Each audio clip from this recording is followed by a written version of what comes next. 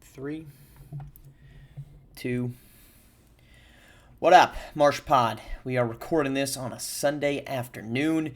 We're going to talk some more on the finals, the gold medal game from the Olympics. We did obviously a little bit of a Curry instant reaction. I think there's a little bit more to get to. Also, a little reaction to SimWorld Prep. A big active weekend for SimWorld Prep. 5 tournaments. Was locked into. There's a lot going on, but I think one tournament itself and some of the players from it, in my opinion, just stood out. So we'll dive into that one a little bit. But let's start with gold medal because we did the Curry thing. I don't think we need to do any more time on that. He was sensational. Shocking to no one that I think he had a fantastic last 2 games. But the gold medal game, I think, really exposed a little bit more of what we've been continually seeing from Rudy Gobert. He played very little down the stretch in the semifinal game, or really in general in the semifinal game. It was 5 minutes. And then in the gold medal game, he was really just deemed unplayable. And there's a couple reasons for that. Partially, it's because of the fact that France has Victor Wembanyama, and you can't really afford to play 2 big men in really basketball at this point, right? I mean, they even in Olympic play, the Team USA could just, you were gonna be attacking somebody, and they constantly did that, which was also being done to Joel Embiid, which we'll get to. But against the U.S., France could not find a way to keep Rudy Gobert on the floor without him just being exposed, because on offense, he really tightened up the floor because you could just sit in the paint and you did not have to be concerned about extra floor stretchers, which is not the type of environment that you want around Victor Wembanyama. And then on the opposite end, defensively, they just went to the pick and roll, and really I thought they did a good job when Gobert was very limitedly on the floor of essentially making it so that Victor Wembanyama was not as impactful defensively as I think he was when he wasn't there. This is just the continuation of what we saw last postseason with Rudy Gobert, and what we've seen for many.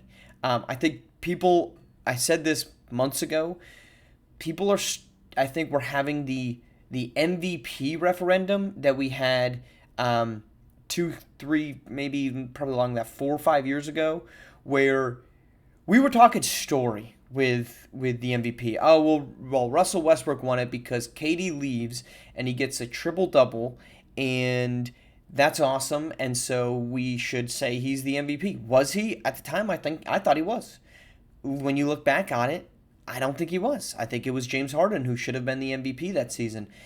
And since then, we have stopped caring about what a player does in the postseason as it relates to his MVP award, okay? Look at Nikola Jokic. There's no way Jokic is a 3-time MVP if we go back 7 years. Because at that point in time, you could not win an MVP if your storyline did not equal what the voters thought was viable. It's why Steph Curry never won one when he was with Kevin Durant, and it's why Kevin Durant never won one when he was with Golden State. Because you looked at that team, you said that's not good enough. Of course you're going to be the best team. So all of the stats you put up, we don't care about as voters as it relates to the MVP. Now, am I sitting here saying either of those guys should have won it? No, I'm not. My point is that they were never going to join the conversation, regardless of what their numbers were, because people just didn't believe that the story was good enough. You have the best team in basketball. Of course you're going to be good. Of course you're going to have a huge season. We don't care. You're not the MVP. I think we're starting to get that with defense. And for the longest time, the Defensive Player of the Year had always been blocks and rebounds. Well, this guy blocks 3.5 shots per game. He blocks 2.7 per game. They can't do anything inside. Yeah, but he gets exposed on the outside. He gets exposed as a defender. And we saw that with Marcus Smart when he won Defensive Player. And you thought that might be changing, and it didn't. Now, was Marcus Smart the right pick at that point? I don't know. I'm not trying to rile up that debate. But what this gold medal game did, with no Rudy Gobert on the floor, was further emphasize how the big man needs to be versatile in ways that are indisputable. And Rudy Gobert is not that guy. Now, you could look and say, well, what about Embiid? Embiid was getting torched in the pick and roll. Every single time down, they would just put Embiid in the pick and roll, and he was just constantly either getting switched on or they were blowing right past him. It was really challenging to watch, and it's why they went with Anthony Davis at the 5 for the closing moments of that game, because it just made no sense to have Embiid out there. And frankly, the offense, while Embiid was great in the semifinal game, with Embiid out there just was not as dynamic. And look, I mean, you want to talk about the duality of Embiid. Philadelphia fans, Sixers fans are sitting here saying, yep, that is exactly what happens. One day you say this guy's the best player in the world, and the next game out there, he's not doing anything positive for your team. It's why this team, the Sixers, have continued to not have playoff success, because Embiid is hot and he's cold. And when he's hot, he's fantastic. When he's cold, he is a disaster at times. Now, is he terrible? Is he Rudy Gobert levels of disaster? Of course not. He's an MVP, deservedly so. He at least deserves to be in the conversation. Whether you agree that he should have won the MVP or not, I don't care. He is good enough to be in the conversation. I will not hear an argument against that. I'm not saying he's the MVP every time, but he deserves to be in the conversation.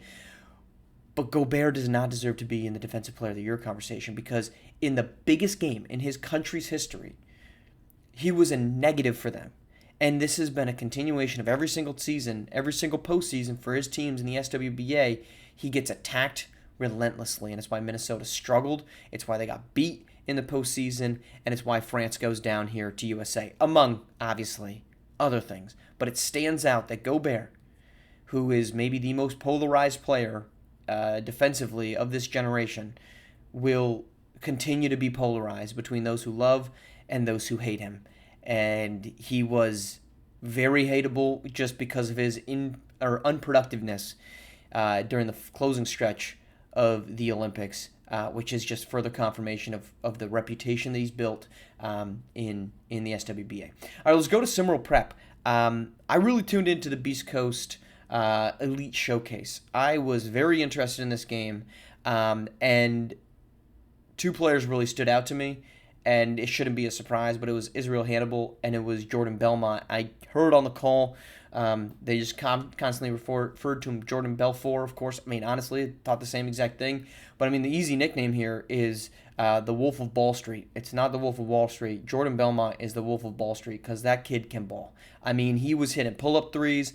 I thought Israel Hannibal was fantastic as well. They both did very, very similar things. Pull-up threes, find guys in transition, or find guys in motion on offense, and also get downhill in the pick and roll and in isolation. I personally thought Israel Hannibal, to me, looked a lot like Kai Killens, in that he's bigger than most of the guys who's trying to guard him. He's stronger. He's more powerful. He gets to his spots. He understands if I've got a mismatch, I can go into the post, and I'm going to post him up. I'm going to back him down. I'm going to fade away. I'm going to get up and under. I thought Israel Hannibal did a fantastic job of that. I was really happy to see that these teams, in a very interesting no-coach, you're playing 32 minutes environment, constantly ended up going back to their guys. Kind of seeing that some guys were getting rolling. Hannibal was fantastic in the first half. Belmont, he wasn't bad in the second half, Hannibal, but he just wasn't maybe as assertive in the second half. Meanwhile, I thought Belmont was just from start to finish the best player on his side of the floor. Both of those guys out of Pennsylvania, that's a heck of a recruiting class out of the PA right now. But those two alone, they stood out head and shoulders above. They went toe-to-toe. You can't really knock Belmont or Hannibal on the defensive end. I don't think either of those were great indications of what they are defensively, because they were going up against a guy that was just dynamic. And look, we've heard this from a lot of these prep coaches, right? Dries Williams, I believe, is the one that's mentioned it most. I believe Coach Drayton, Assad Drayton, has mentioned this as well. If I'm missing anybody, I apologize. It's not intentional, but they have been talking about how this recruiting class is elite. And this weekend, we saw it on full display with, in my opinion, no bigger performances than Hannibal Lecter and the Wolf of Ball Street, because those two were absolutely dynamic. I was also, as I said on Friday's show of SimWorld today, I was very interested in what Deuce Turner was going to do. I thought he was fine. I don't know what his final point total was. I know at one point he had 14, but what I thought Turner fit in best as was an off-ball guy. He did a really good job hitting open threes, where I thought he struggled, and it's, look, one game you can take whichever route you want, right? You can say, well, this proves my belief of a player if it's a positive, Or if you don't believe in a player and he plays bad, you could say, well, this proves my point. Yeah, I knew he wasn't any good. It's just like Summer League in the SWBA. It's not an actual indication of who these guys are. But for Deuce Turner, where I thought he struggled was taking guys off the dribble.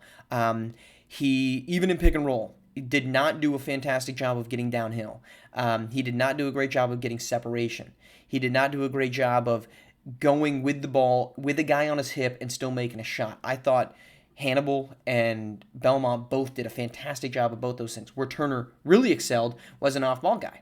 Okay, when he got open and he could set his feet and could shoot pull-up threes, I thought he did a great job. He was a very, very good three-point shooter in that game that contributed a big amount to why he had a pretty decent scoring number, because for the first half, it's kind of disappointing. The first half, which ended up being 4 quarters because they had to restart the game twice.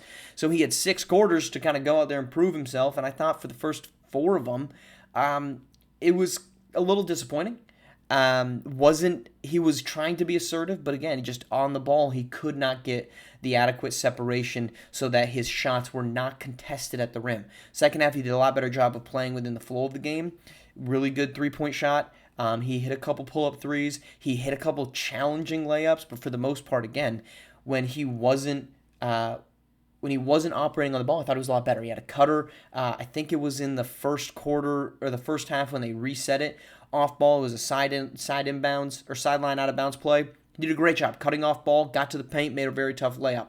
But he already had the positioning because of that movement off ball. So I'm very curious to see what he looks like with Philadelphia if they decide to use him on ball, which again, 1 game sample size. This can be taken either way. It's just an immediate takeaway from it.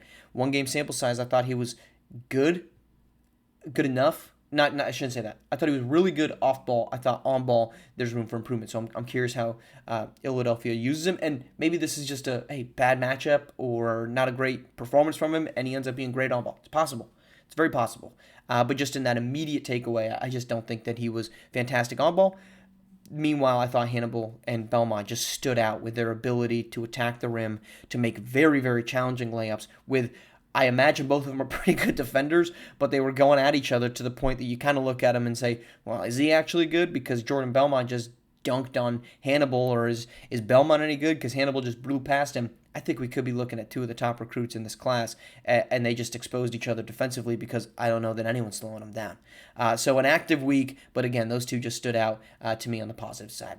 All right, appreciate you tuning in. We'll always be back on SimWorld today, and we'll catch you again on Monday right here on the Marsh Pod.